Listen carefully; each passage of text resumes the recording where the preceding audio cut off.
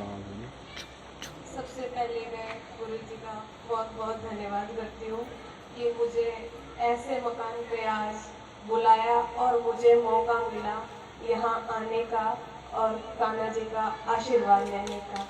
कि सबसे बड़े चाहे हम कितनी भी बड़ी ऊंचाई छू लें, पर हम भगवान के साथ जुड़े रहें तो हम बहुत आगे तक जाते हैं। तो मुझे आज ये मौका मिला, मैं धन्यवाद करती हूँ गुरु जी का और सभी मेरे छोटे प्यारे भाई और बहन और अंकल और आंटी का भी, जो मुझे आज आपके साथ अपना लाइफ एक्सपीरियंस शेयर करने को मिला, ताकि मेरी बहनें मेरी तरह और भी आगे निकले, मुझे कुछ देख के सीखें कि मैं आज यहाँ खड़ी हूँ तो मुझे भी कल वहाँ खड़ना है। तो मेरा एक लाइफ का स्ट्रगल है वो बहुत ही मुश्किल है कि मैं जब छोटी सी थी, 2 साल की थी, तो मम्मा एक्सपायर हो गए थे। तो मुझे अपनी माँ का प्यार नहीं मिला है, पर माँ का प्यार मेरे पापा ने मुझे दोनों का दिया है। सबसे बड़ी तो उस टाइम मेरे पापा बहुत यंग थे, हम छोटे थे। गाँव ने मतलब घर परिवार ने कहा दूसरी शादी कर ले, छोटे बच्चे नहीं पलेंगे, पर पापा का टारगेट एक ही था, बच्चों को कामयाब करना है। अगर रहना था तो वो भी रह जाते, तो दूसरी करने से क्या मतलब है। तो हम जैसे जैसे थोड़े बड़े हुए तो मैं गांव में पढ़ती थी, तो मेरी माँ बहुत बूढ़ी थी, तो मैं घर का काम करके स्कूल जाती थी गांव में पढ़ने के लिए। तो गांव में इतना कहाँ होता है कि काम भी करना और गेम भी करना बहुत मुश्किल है, दोनों चीज़ को संभालना।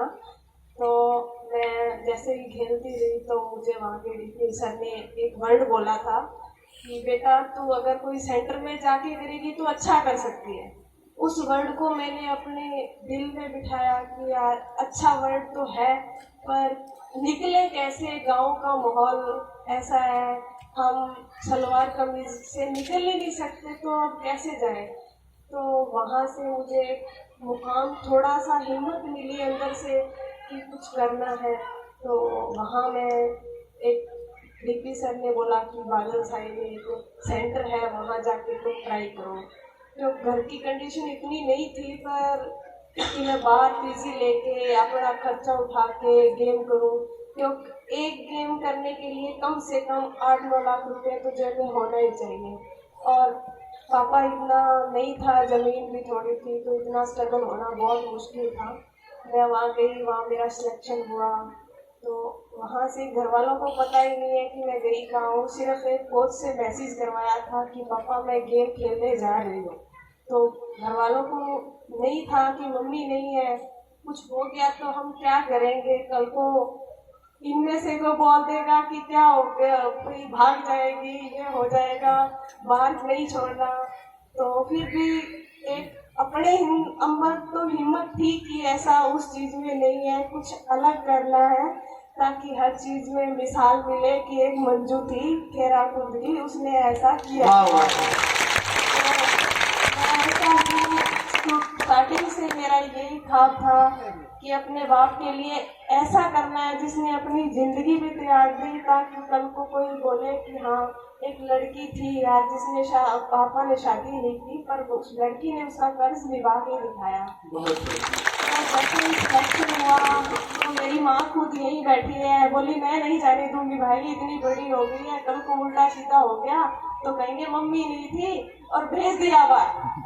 तो माँ को बोला जाने दो माँ, पर नहीं लास्ट तक भी रिक्वेस्ट की, नहीं मानी।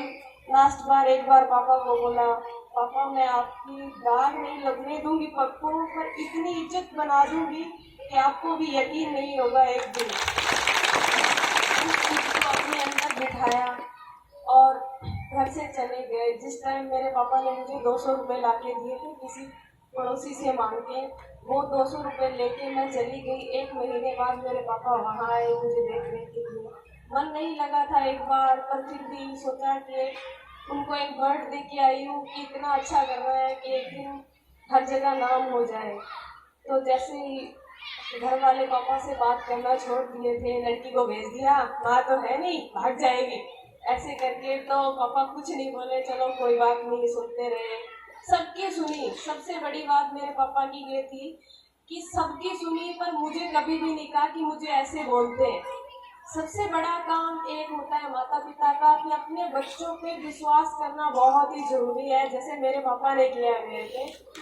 बहुत लोगों ने उनको बहुत कुछ बोला, और बात मानी है, मेरी ऐश करके आ जाएगी 2-4 साल में और शादी करके भेज देंगे घर। तो सबकी सुनी, पर पापा ने हमारे को कभी भी कुछ नहीं कहा। और उस चीज़ का मैं रिक्वेस्ट करती हूँ अपनी आंटी और अंकलों से कि लड़की को अगर विश्वास करोगे, तुम्हारा ही विश्वास सबसे बड़ा है। क्यों? मेरे बारे में मेरे पापा ज़्यादा जानते थे, दूसरा कोई नहीं जानता। अपने बच्चे के बारे में खुद के माँ बाप से ज़्यादा कोई नहीं जानता। दूसरा तो क्या है, देखेगा बोलेगा, पर वो उस चीज़ को डिजर्व नहीं कर सकता जो माँ बाप अपने बारे में कर सकते हैं। तो ऐसे ऐसे मैं चली गई थी, और जैसे जैसे बुलंदियाँ स्टेट में मेडल आने लगे तो उनको होप हो गई। क्योंकि मैं 2014 से ही घर से निकल गई थी, तो आज मुझे 9 साल हो गए। 9 साल में जाके मुझे इस तपस्या का आज फल मिला है। तो 9 साल मेहनत करना कोई छोटी बात नहीं है। एक टारगेट को लेके चलना बहुत मुश्किल हो जाता है। कभी कभी माँ बोलती थी, सारे घर आते हैं, तू क्यों नहीं आती भाई, तेरी छुट्टियां ही नहीं होती। तो क्यों एक चीज अगर दिल में बिठा ली ना कि वो चीज करके ही जाना है, तो कुछ भी नहीं दिखता। घर वाले माँ बाप जरूर तकलीफ होती है, कोई फंक्शन होता है नहीं जा पाते, पर वो जो टारगेट है ना वो दिखता है, तो इसलिए कहीं भी नहीं जाया जाता। क्योंकि एक मेहनत ही ऐसी चीज है कि हमारे हर मकाम को हासिल कर सकती है। क्योंकि अगर हम इतना हार्ड वर्क करें तो ऐसी कोई चीज़ नहीं है जो पॉसिबल नहीं हो सकती है।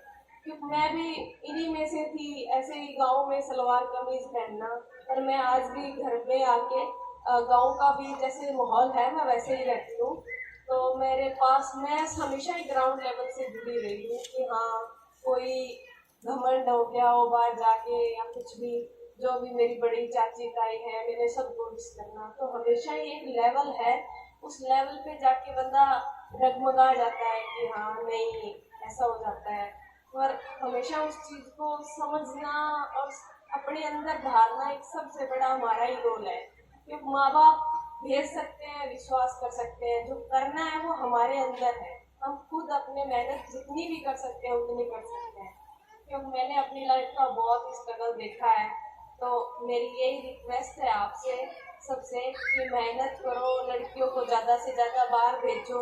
लड़कियों का भी हक बनता है, अगर माँ बाप आपको बाहर भेज रहे हैं तो उनकी थोड़ी सी इज्जत का ख्याल रखें, ताकि कोई विश्वास करे तो उसका निजायज फायदा ना उठाया जाए। बहुत बहुत आपको बढ़ना है, एक एम है, एक एम सेट रखो कि हाँ मुझे वो चीज़ हासिल करनी है। ऐसा नहीं है तुम अचानक से तुम्हें हर चीज़ मिल जाएगी, अचानक से कुछ भी नहीं मिलता है। उसके लिए हार्ड वर्क करना पड़ता है, हद से ज़्यादा। मेरा आज 9 साल हो गया, मुझे डेली का रूटीन है 4 बजे उठने का, चाहे मेरे को आंधी तूफान कुछ भी आए, मुझे जाना है तो जाना है। यही शेड्यूल में मेरे घर में थी, तो मैं सुबह उठती थी, मेरी माँ बहुत बूढ़ी थी तो मुझे काम करके भी स्कूल जाना पड़ता था। तो वो 4 बजे का शेड्यूल है वो मेरा आज भी उतना ही सेट है। तो हम जिस चीज़ के लिए हम मेहनत करेंगे वो हमें जरूर मिलती है, बस एक विश्वास को लेके। कभी मैं बहुत जगह गिरी भी हूँ, गिरने के बाद जो चोट है उसे टूटना नहीं है कि वो यार इसमें रह गए तो क्या करना, छोड़ दे, क्या नहीं होगा, ऐसा नहीं है। जिस चीज़ से हम गिरते हैं उससे हम दुगने उठते हैं। हमेशा एक चीज को याद रखो कि अगर इसमें नहीं हुआ तो ट्राई करते रहो, उसमें होता ही होता है। मेरी लाइफ में बहुत से मुश्किलें आई हैं, बहुत लोगों ने बीच में डिस्टर्ब किया है, फिर भी मैं उस चीज को नहीं छोड़ा। सबको थैंक यू धन्यवाद बोल बोल के चलते रहे आगे। पर आज इस मकान पे खड़े हैं तो एक भगवान की कृपा से और सफलता से खड़े हैं। नहीं तो आजकल सब कुछ होने के बावजूद भी लड़कियां नहीं करते। तो मेरी तो माँ का साया नहीं था तो फिर मैं यहाँ तक पहुँच सकती हूँ। तो सब ऐसा नहीं कि हम कुछ नहीं कर सकते, हम बहुत कुछ कर सकते हैं, हमारे अंदर सब कुछ है, बस अपने अंदर बिठाना है कि हमें ये करना है तो करना है, और भगवान भी जरूर उस चीज को देता है। मेरा ये रिक्वेस्ट है कि आप ज़्यादा से ज़्यादा हार्डवर्क बने और अच्छा करें, ताकि आने वाले कार्य में मैं भी आपके साथ शामिल हूँ और मेरी तरह आप भी कोई यहाँ आके स्टेज पे बोले। Thank you.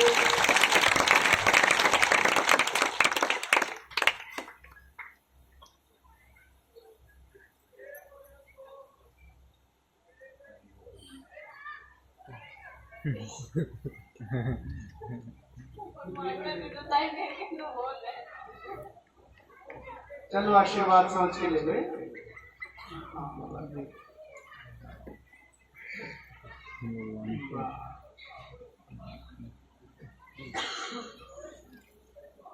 मेरा इवेंट 35 किलोमीटर रेस वॉक है।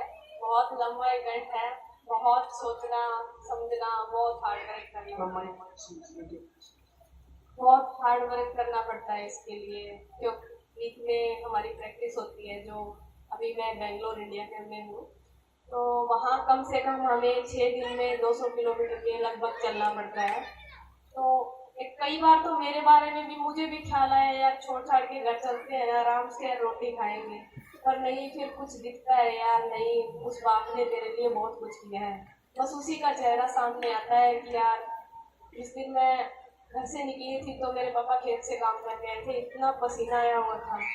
तो मैं पापा को देख के एक ही चीज़ सीखी थी कि यार इसके लिए इतना कुछ करना है एक दिन कि 2-3 पीढ़ियों तक कमा के बैठ के खा ले तो भी कोई फर्क ना पड़े इनको, बस इनका काम है उसकी ठंडा छूट जाए।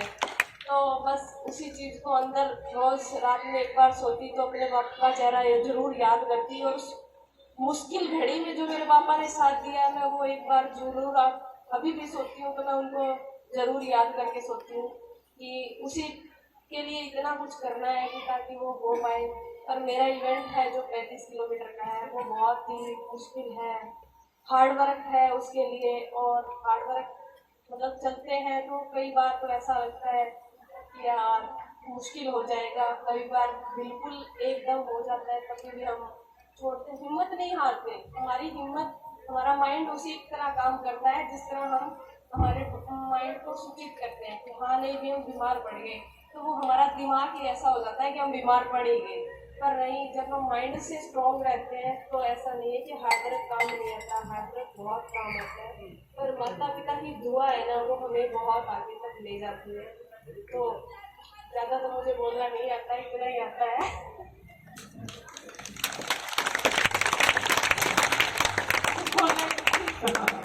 नहीं, बहुत अच्छा, बहुत सुंदर।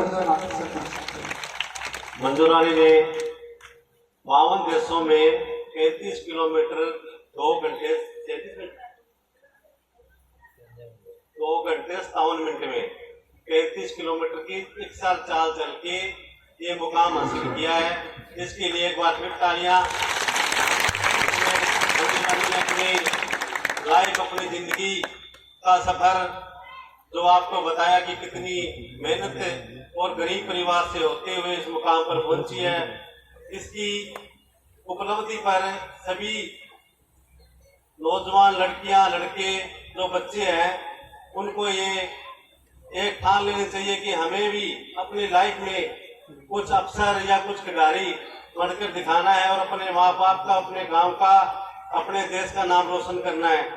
इसीलिए आज मंजू रानी को यहाँ अपने गांव में आने का निमंत्रण दिया, ताकि कि हम भी इनकी लाइफ की देखते हुए इनके जो मुकाम हासिल किया इन्होंने, उसके लिए हम भी सीख हासिल कर सके और अपने बच्चों को बता सके कि बच्चों कुछ बनो और अपने माँ बाप का सम्मान करो। अभी गुरुजी कुछ आपको कथा सुनाएंगे थोड़ी देर, उसके बाद मंजू रानी को गांव की तरफ से, ग्रामवासियों की तरफ से और कुछ क्लब के जो यूथ आई हुए उनकी तरफ सम्मानित करेंगे। गुरुजी से आप बैठ कर कथा सुनाओ। धन्यवाद। बोलिए गौ माता की, भारत माता की।